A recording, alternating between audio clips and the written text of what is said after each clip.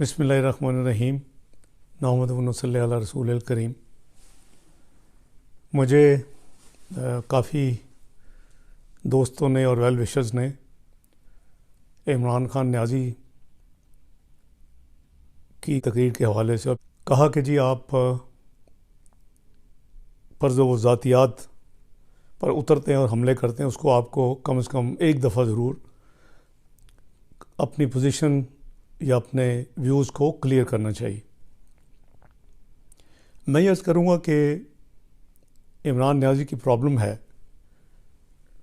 کہ وہ بہت ہی پرسنل ہوتے ہیں، چھوٹے دل کے مالک ہیں، کینہ پرور ہیں، بغض بھرا ہوا ان میں، اور ان کو نواز شریف فوبیا کے بعد شہباز شریف فوبیا، اسحاق ڈار فوبیا۔ سیاست میں کچھ اقدار ہوتی ہیں، اخلاقیات ہوتی ہیں، ان کو اس میں کوئی بلیو ان کا نہیں ہے، اور وہ اس سب کی دھجیاں اڑاتے ہیں ٹائم اینڈ اگین۔ سب سے پہلے بات کر لیتے ہیں، چونکہ وہ کئی دفعہ یہ بات دہرا چکے ہیں تو میرا خیال ہے اس کو میں کلیئر کر لوں کہ میرے والد محترم اللہ تعالیٰ ان کو گریہ رحمت کریں، وہ کوئی سول سرونٹ نہیں تھے، وہ اس لسٹ میں شامل نہیں تھے جو 303 پاکستان کے بدترین رشوت خور لوگوں کو جس لسٹ کے ذریعے سروس سے فارغ کیا گیا تھا۔ وہ الحمدللہ اپنے کاروبار میں تھے اور سائیکلوں کا بالکل کاروبار تھا ان کا، لیکن 1947 کے بعد کون سے ارب پتی پاکستان میں یا کروڑ پتی پاکستان میں آئے تھے؟ ماں سوائے ان کے جو یا تو بیوروکریٹس سرکاری ملازمت میں تھے اور انگریز نے ان کو نوازا، یا وہ لوگ جو سامراج کے جانوروں کی مالش کرتے تھے اور ان کو پھر مربوں کے مربے ان کو زمین الاٹ کی گئی اور ان کو دی گئی۔ یہ دو کیٹیگریز کے علاوہ کوئی بھی پاکستان میں کوئی بہت بڑا انڈسٹریلسٹ، کوئی بہت بڑا سرمایہ کار یا کوئی دولت مند کوئی فیملی اس وقت ریئر ہی تھی پاکستان میں۔ ویسے بھی 60 کی دہائی کی ہم بات کر رہے ہیں، اور جب 60 کی دہائی تھی میں اسکول گوئنگ تھا اور پھر کالج گوئنگ تھا، 64 1964 سے 1966 گورنمنٹ کالج اور پھر یونیورسٹی پنجاب ہیرا کالج آف کامرس۔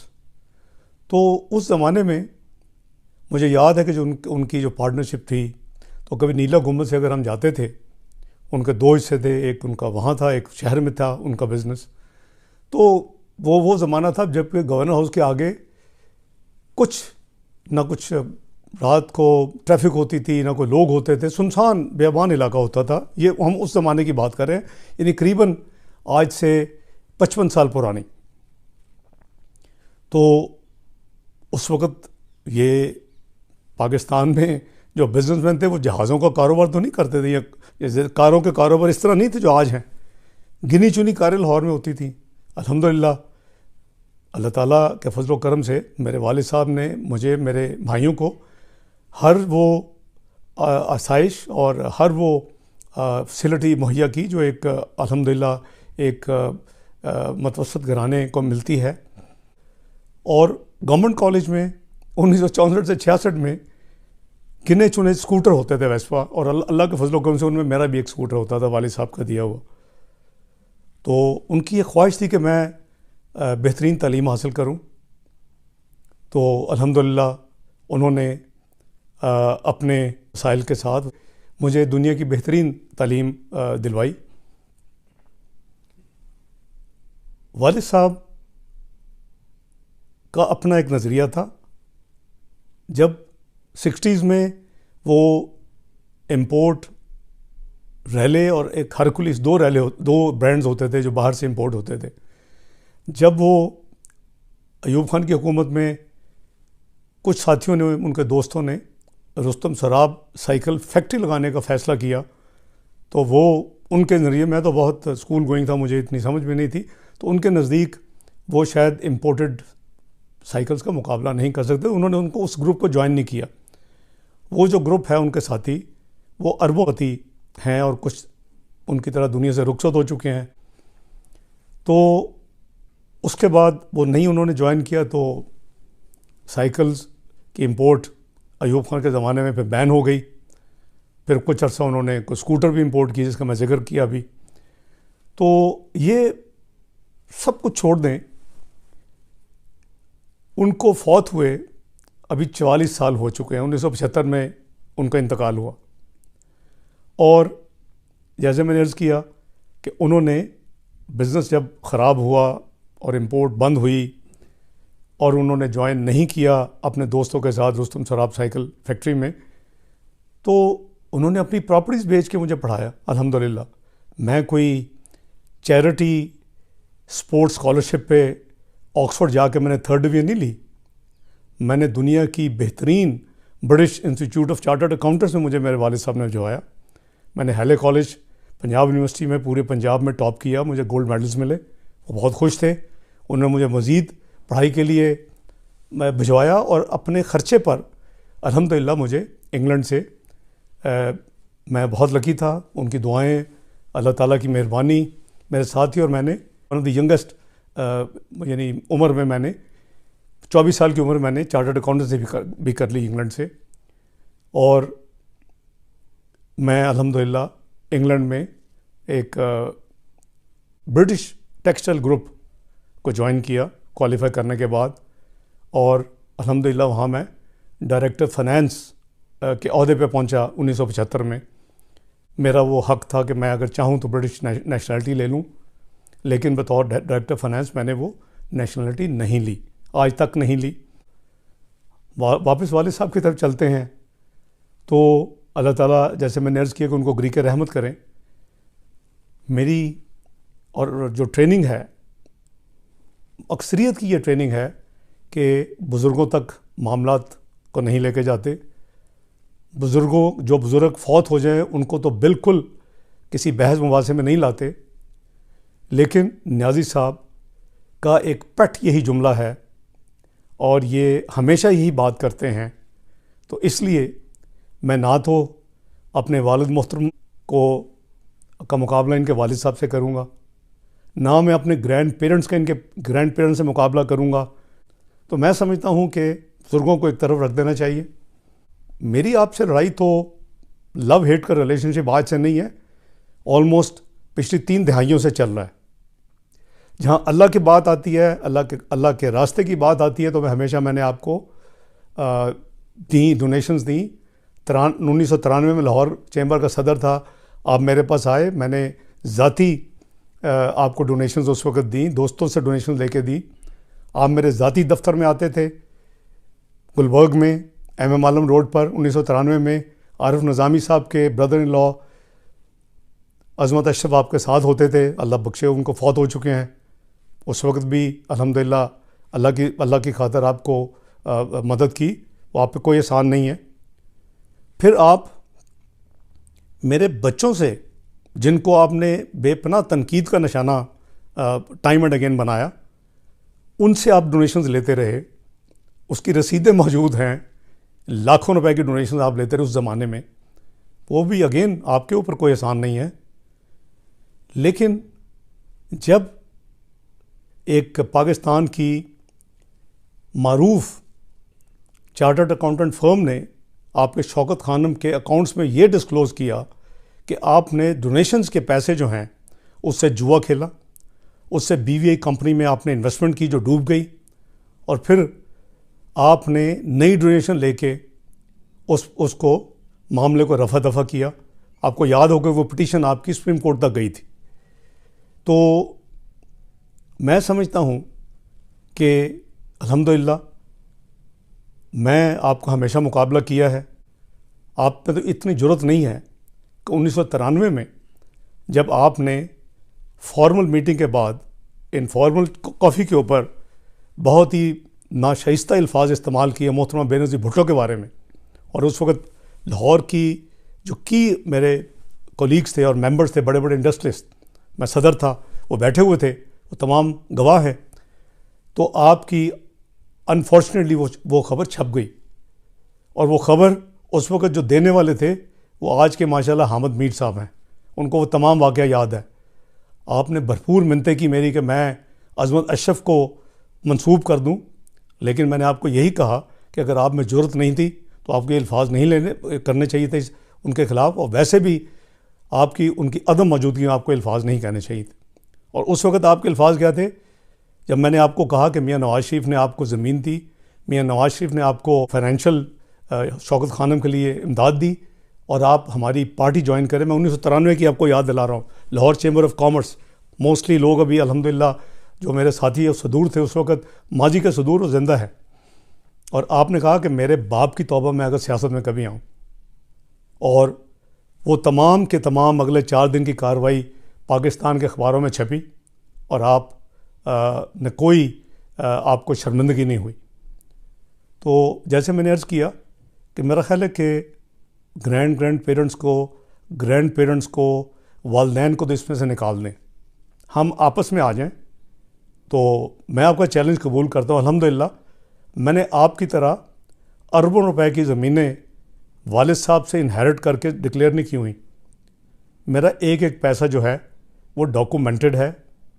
میرا ایک ایک پیسہ جو ہے، چاہے وہ میں نے ڈونیشنز دی ہوں، چاہے وہ میں نے اپنی ارننگز ہوں، وہ تمام ڈاکومنٹڈ ہے. میں الحمدللہ 1976 میں جب ڈائریکٹر فائنانس میں نے ریزائن کیا تو مجھے لیبین گورنمنٹ نے اس وقت ہائر کیا، اور میں نے وہاں جو قریباً 2 سال گزارے اس میں نے ان کا انگلش سیکٹر کا آڈٹ سسٹم 5 لوگوں کے ساتھ مل کے سیٹ اپ کیا. اور دنیا کی سب سے بڑی جو آئل کمپنیز تھی، آکسیڈنٹل، موبل، میراتھن، ایسو، اس کا مجھے آڈٹ کرنے کا اللہ تعالیٰ نے موقع دیا اور مجھے وہ تجربہ ملا. میں پاکستان آیا. پاکستان میں نے ایک چارٹرڈ اکاؤنٹنٹ فرم میں میری پارٹنرشپ ہوئی. میں 3 سال وہاں رہا. اس کے بعد مجھے ایک کمپنی نے ہائر کیا ایز فائنینشیل ایڈوائزر، جن کا لیبیا جہاں میں رہ چکا تھا، ایران، عراق، سعودی عربیہ اور پاکستان میں بزنس تھا. اور میں 8 سال وہ فائنینشیل ایڈوائزر رہا. اس کے بعد میں نے نان بینکنگ فائنینشیل انسٹیٹیوشن کے چیف ایگزیکٹو لی، اور اسی حوالے سے میں عظمت اشرف صاحب کو جانتا تھا کیونکہ وہ بھی ایک نان بینکنگ فائنینشیل انسٹیٹیوشن کے ہیڈ تھے اور میں بھی چیف ایگزیکٹو تھا. راجی صاحب، آپ نے جو ابھی میں نے خبریں پڑھی ہیں میڈیا میں پڑھا کہ آپ نے 37 سال میں 47 لاکھ روپے ٹیکس دیا. میں نے آپ سے 7 گنا 700% آپ سے زیادہ ٹیکس ادا کیا اسی پیریڈ میں. ہاؤ کم کہ آپ کے اثاثے جو ہیں وہ مجھ سے 700% زیادہ ہیں؟ آپ اس کا حساب دیں. تو آئیں آپ بھی اپنا تمام ریکارڈ جو ہے کسی انٹرنیشنل فرم کو دے دیں. میں بھی اپنا ریکارڈ دے دیتا ہوں، کیونکہ نہ میرے بچوں کے پاس وہ سلائی مشینیں ہیں جس سے ڈالر جنریٹ ہوتے ہیں اور ملینز آف ڈالرز کی پراپرٹیز بنتی ہیں. الحمدللہ جو میں نے اپنے بچوں کو گفٹ کیا یا میں نے لون دیا ایز اے پروفیشنل، جب میں 6 سال ٹیکس نان ریزیڈنٹ تھا پاکستان میں 2002 سے 2008، وہ میرا ایک ایک چیز میں نے ڈکلیئر کی، ایک ایک پیسہ ڈکلیئر کیا. جب قرض ہنسنا واپس لیا وہ میں نے پراپر بینکنگ چینل کے ذریعے اس کو ریسیو کیا. آپ کا کیا کانفیڈنس ہے پاکستان کی اکانومی پہ؟ آپ وزیر اعظم ہوتے ہوئے آج بھی آپ کے فارن کرنسی اکاؤنٹس ہیں، جبکہ آپ کا کوئی بزنس نہیں ہے، آپ کی کوئی آمدنی نہیں ہے. آپ کے کہاں یہ euros, pound Sterling, dollar account آج بھی آپ کے ذاتی اسٹیٹمنٹ آف ایسٹس میں پبلش ہو رہے ہیں میڈیا میں؟ تو بات یہ ہے کہ آپ جو ہے وہ میرے ساتھ 100 دفعہ مقابلہ کریں. اور میں، اگر آپ کو اتنا خوف نہیں ہے، نہیں صاحب آپ کی پرابلم یہ ہے کہ آپ نے پہلے 100 دن مانگے، پھر آپ نے 6 مہینے مانگے، ہم نے اس کو صبر سے لیا. آپ نے بہتان اور جھوٹ کا یعنی ایک طوفان برپا کیا ہوا تھا، کنٹینر سے لے کے قرضے قرضے قرضے. کدھر ہے آپ کے کمیشن کی اب رپورٹ؟ وہ کہتی ہے ہر قرضہ اکاؤنٹ نمبر 1 میں آیا. یہ ہو ہی نہیں سکتا. یہ آپ اب پرائم منسٹر کے دفتر میں کو آپ جو قرضہ لیتے ہیں آپ کے دفتر میں آتا ہے، یا کیوب بلاک میں فائنانس منسٹری میں آتا ہے، اسٹیٹ بینک میں آتا ہے، اکاؤنٹ نمبر 1 میں آتا ہے، کو اس نے واپس جانا ہوتا ہے جب بھی اس کی ڈیو ڈیٹ ہوتی ہیں. تو آپ بہتان اعظم ہیں، آپ کو ایک چیز کی ایکسپرٹیز ہے، 35 حلقے آپ نے وہ تماشا لگائے رکھا 4 سال. پاکستان مزید ترقی کرتا. پاکستان اس نہج پہ پہنچ گیا جہاں پرائس واٹر ہاؤس کی رپورٹ تھی کہ پاکستان G20 میں شامل ہونے جا رہا ہے. آپ اور چند وہ لوگ جنہوں نے پاکستان کے ساتھ ایک گھنونا کھیل کھیلا، وہ ایک قیمت ایک دن ادا کریں گے. یہ ایک ملک لا الہ الا اللہ محمد رسول اللہ صلی اللہ علیہ وسلم کے نام پہ بنا تھا. اس کے ساتھ جس نے غداری کی اس کا انجام بھیانک ہوا. جو کریکٹرز تھے ایسٹ پاکستان بنانے والے، کبھی غور کریں، آپ کو پتہ چلے گا کیا بھیانک انجام ہوتا ہے. اور آپ کو سلیکٹ کرنے کے لیے اور آپ کے ساتھ کچھ چند لوگوں نے جو ملک کے ساتھ کھیل کھیلا ہے، انشاءاللہ اللہ نے زندگی دی، میں بھی دیکھوں اور آپ بھی دیکھیں گے کہ وہ تمام اپنی قیمت ادا کریں گے. اللہ تعالیٰ ان سے قیمت لیں گے. اس ملک کے عوام کی آپ نے جینا حرام کر دیا ہے. اس کی ملک کی معیشت کو تباہ کر دیا ہے. اس ملک کی خارجہ پالیسی کو آپ نے تباہ کر دیا ہے. آپ نے پاکستان کے خلاف انٹرنیشنل چارج شیٹ کریٹ کر دی ہے. اسامہ بن لادن ISI کو معلوم تھا اور اس نے اس کو پروٹیکشن دی تھی. طالبان ہم نے کریٹ کیے. ایران پہ حملے ہماری سرزمین سے جاگے ہوتے ہیں. آپ کو کچھ خیال ہے کہ آپ کیا کرتے ہیں؟ آپ نے پاکستان کے ساتھ کیا کیے؟ آج تو آپ کے ووٹر جو 1 کروڑ کچھ لاکھ تھے، وہ آج جھولیاں اٹھا کے آپ کو بد دعائیں دے رہے ہیں. ذرا مارکیٹ میں جا کے اور گلیوں میں سڑکوں میں جا کے دیکھیں. نیازی صاحب، الحمدللہ اللہ تعالیٰ نے مجھے حق حلال کی روزی کمانے ہمیشہ دی ہے، اور کو آپ کے پاس اللہ تعالیٰ نے سند نہیں دے دی کہ رزق آپ نے بانٹنا ہے. یہ جو دنیا کے جو بہت بڑے ارب پتی ہیں، 400 دنیا کے جو لوگ ہیں، اس کو دنیا کی 80% دولت ہے، وہ آپ کے سرٹیفکیٹ سے نہیں ملی، وہ اللہ تعالیٰ نے دی ہے. اللہ تعالیٰ جس کو چاہے، قرآن حکیم میں کہتے ہیں جس کو چاہوں میں رزق ادا کر دیتا ہوں، جتنا چاہوں رزق ادا کرتا ہوں. اور جیسے میں نے کہا کہ میرا ایک چیز جو ہے وہ ڈاکومنٹڈ ہے، اور میرے خلاف ایک جھوٹا بہتان کہ میں نے 20 سال ٹیکس ریٹرن نہیں دی. اتنا تو پوچھ لو اپنے چیئرمین FBR سے کہ میری 20 سال کی ریٹرن واقعی مسنگ ہے، تاکہ تمہارے دل کو تسلی ہو. مسٹر نیازی، کیا ظلم کر چکے ہیں آپ. 300% آپ نے قیمتیں بڑھائی ہیں، دوائیوں کی، روزمرہ کی استعمال کی چیزوں کی، کھانے پینے کی چیزوں کی. خدا کا خوف کریں. ہم نے تو 15% دوائیوں کی قیمتیں بڑھی تھی، اس کو 72 گھنٹے میں ECC کی میٹنگ کال کر کے اس نوٹیفیکیشن کو واپس کروایا تھا. تو میں سمجھتا ہوں کہ میں آپ کے لیے مقابلے کے لیے تیار ہوں.